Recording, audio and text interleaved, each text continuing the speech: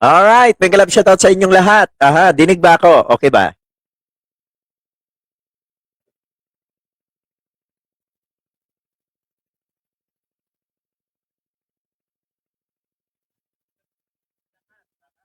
Ayan. Okay naman pala. Good morning at good evening sa inyong lahat. Saan man kayo dako ng mundo. Oho. Ito po ang inyong kaaruba. Tayo po ay magre-reaction at ilalabas natin kung ano ang kalagayan ng ating presidente.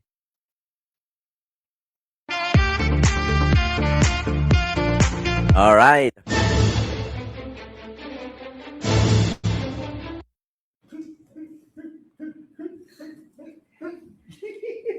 Sir, anong name ng dog? Ang pangalan, ang gulo mo. ang pangalan nito si Oreo. Bakit Oreo, sir? Kasi nung tuta pa ito, bilog na bilog itong itim doon sa mata niya. So, nung nag-iisip yung mga anak ko kung ano yung gagawin pangalan, sinabi mo kang may Oreo sa mata niya, kaya Oreo ang naging pangalan. Anyway, sir, nandito na ako. Gusto ko na rin po ang kamustahin. Kamusta na po kayo ngayon? Okay na. Ang giling ng mga doktor ko. Binigyan lang ako ng mga gamot. At saka patuloy pa rin yung aking antibiotics. Pero okay na ako. In fact, nakapag-EDC meeting na kami nung Lunes with most of the cabinet. So I'm back in pero medyo nagtatampo sa akin yung mga doktor ko. Kasi sinasabi nila, wag muna. Sabi ko, hindi ko naman pwede pag-antayin lahat ng mga nangyayari. Tignan ninyo kung ano ang ginagawa ng ating Pangulo. Kahit meron siyang nararamdaman, nagtatrabaho pa rin ito. So, tinuloy ko na lang. And tomorrow, I have some meetings in the office. And tuloy-tuloy na. Pero sir, nabanggit sa akin ni Sec Dave, meron daw kayo napaniginipan. Parang may namimiss yata kayong food. Dahil, ang ano pa rito, kailangan for a few days, hindi ko pwedeng kumain ng solid food para matanggalan ng stress yung bituka mo. So, puro sabaw lang ako. Kaya nanaginip ako yung isang gabi. Sabi ko sa doktor, pwede na ba ako kumain ng kung ano-ano? Kasi nanaginip ako, nakakain ako ng steak. Yun lang ang iniisip ko. Pero hindi pa pwede. Hindi pa, ngayon pwede na. Pwede ngayon na. Pwede na. Ayan. Oo. Good news na yan. Kumain ako ng hamburger. But anyway, sir, namimiss na kayo na ibang mga taga-media. Sabi nila, ba't hindi nakarating si Pangulo sa awards rights ng mga outstanding government workers? Oo nga. Hindi ako nakarating dahil meron pa akong gagawin. Pinapunta ako sa nagkonsulta na nandito yung mga doktor. Nagkonsulta sila para tignan na talagang maayos. Kasi nga nagre-reklamo sila na dapat magpahinga ako. Sabi ko, hindi ako pwedeng magpahinga. Di ba? Galing na mismo sa ating Pangulo na hindi siya pwedeng magpahinga dahil nagtatrabaho. Puro trabaho ang kanyang iniisip para maipakita sa ating bansa at saka sa mamamayan na talagang siya ay nagtatrabaho. Hindi ako kasama dyan sa mga pahinga. Huwag mo sana. Maraming salamat sa lahat na... Di ba? Hindi katulad ng poon ng mga DDS na kahit alam natin na andun lang walang ginagawa, ito pa raw ay nagkakasakit. Diyos mio naman. Ikumpara naman ninyo sa ating Pangulo ngayon. Lahat ng tao that have been concerned about my health at maraming nagpadala ng mga mensahe na gumaling ka na kaagad. Sabi ko, kaya ipanalangin natin na maganda ang kalusugan ng ating Pangulo dahil iyan ang ating pag-asa. Pasalamat ako sa kanila. Thank you for your concern. But I said I got the best medical the best possible medical care that you can have, and that's why good. I'm already back in harness. Kaya tuloy-tuloy. Tomorrow gusto ko nang batiin yung PNP natin dahil bukas PNP anniversary. The creation of the PNP, and I wanted to greet them all. In fact, I made a video of that earlier today. Sir, mapapagalitan nga po kayo ng doktor nyo kasi ang balita, yung EDC meeting, umabot yata ng halos 2 oras. Mga ganon.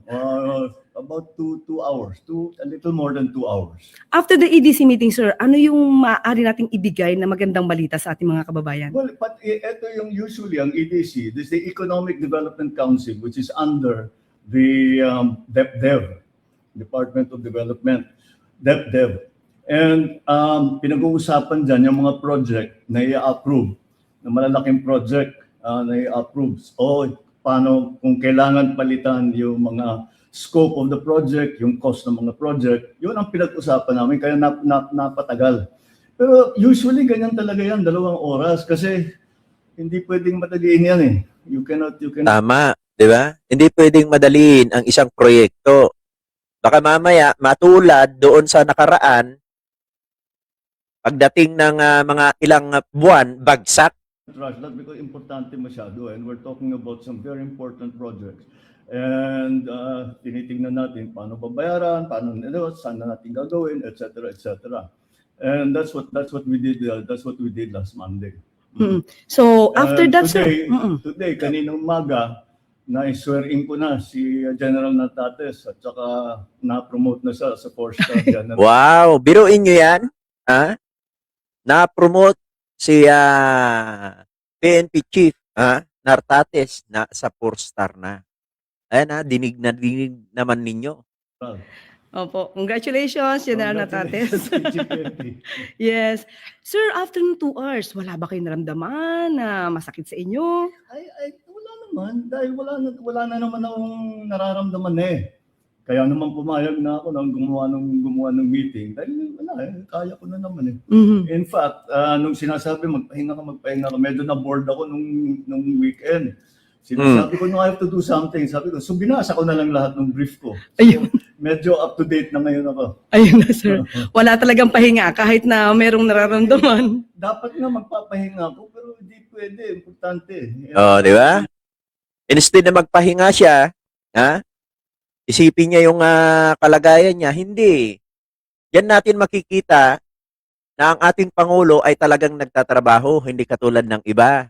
Pabanjing-banjing lang dyan sa sulok. Mamaya-maya, may kinikbak na. Ang gawa. Yon. Sir, nabalitaan niyo na po ba itong si Kong Sandro Oo. nag-inhibit sa usapin Oo, tungkol sa oo, impeachment? oo. Ano po, Aha. nag-usap na po ba kayo? Hindi. Ang katotohanan, hindi nabalitaan ko sa news din. Mm. Hindi niya sinasabi sa akin. Pero tama yung ginagawa niya. That's very proper. Dahil I'm his father. And siyempre meron siyang bias for me. Kahit pilitin mo na walang bias, meron talaga siyang sana naman magkabias siya, no? Dahil anak mo siya. But, Pero hindi, sir eh. Hindi eh. Hindi, pero tama yan. He should recuse himself. He should remove himself from the process so that the process Tama, para hindi isipin ng mga tao na talagang may bias na nangyayari. can be seen to be fair and proper. Ayan. Oo. Pero sir, ano ngayon ang masasabi niyo sa ating mga kababayan na nag-aalala sa inyong kalusugan? Ngayon. Don't worry. Ito na para mapakinggan ninyo at kayo na mismo ang makarinig sa sasabihin ng ating Pangulo. Yun lang yung sinasabi ko noon, yung sinabi ko sa inyo last week. Ito yung mga inaantay na ako mamatay. Huwag kayong excited. Nasumobra na naman ang pagka-excited. Narinig niyo yun, mga DDS. Yan ang pinapanalangin ninyo para para maiupo ninyo yung Inday Lostay ninyo. Ito pa ako, I'm running the government. We're doing everything that needs to be done. Walang patid ang trabaho ng gobyerno. Tignan ninyo, kahit mayroong nararamdaman ang ating Pangulo, trabaho pa rin. Patuloy pa rin ang kanyang pagtatrabaho, samantalang yung isa dyan,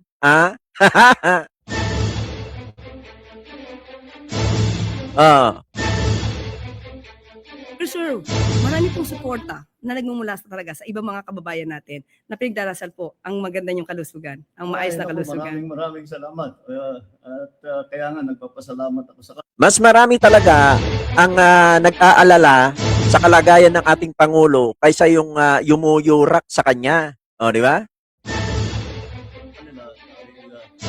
Napalitaan nga na meron akong diverticulitis. Ang daming nagsabi, ay, meron din ako niyan. Mm. Yung ano ko, kapatid ko, ganyan. Yung kaibigan ko, ganyan. Mm. Ay, papasalamat ako sa kanilang lahat dahil napakaganda naman malaman na napakarami na naalala sa akin. Ayan. Alright, thank you sa inyo lahat. Sir, alam niyo ba yung huli? Ayan sa mga nag-aalala at nagdarasal para sa ating kalusugan ng ating Pangulo, ayan, narinig na ninyo mismo, pinapasalamatan kayo. Kaya mahalin natin ito at suportahan palalo ang ating Pangulo.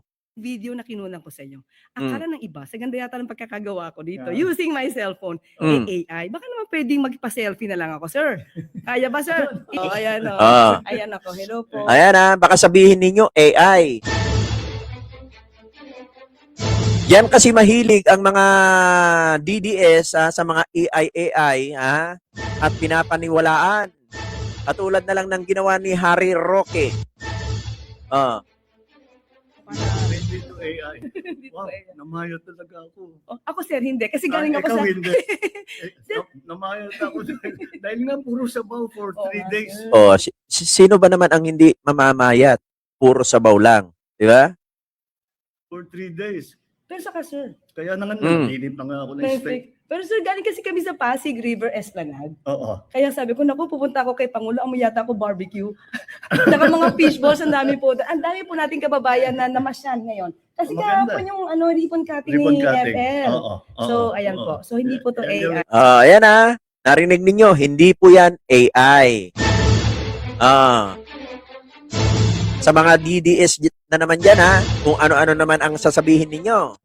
Maliwanag po yan na sinabi ng ating Pangulo at ni Attorney Auntie Claire na hindi po AI yan. Dahil yan ang lagi nyong binabato sa admin na puro na lang AI. O ayan baka sabihin naman ninyo.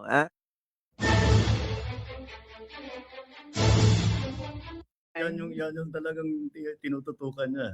Opo. Oo. So, okay na po, sir. Thank you sige, po. Thank sige. you po. At Salamat, napagbigay nyo ang aking request na makasama kayo ngayon. Thank you po. Sige, thank you, Claire. Maraming salamat. Magandang gabi po sa inyo lahat.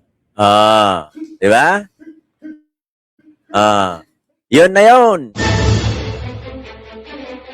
Kaya kayong mga Apple dyan, at nagpapasalamat po tayo sa mga nagdarasal para sa kalusugan ng ating Pangulo. Ayan. Thank you so much. At hanggang dito na lang tayo mga kaaruba. Sana ipagdasal pa natin na mas lalo pang gumanda ang kalusugan ng ating Pangulo at nang matapos niya ang lahat ng kanyang proyekto. Ayan. Maraming salamat mga kaaruba at ako'y magpapaalam na.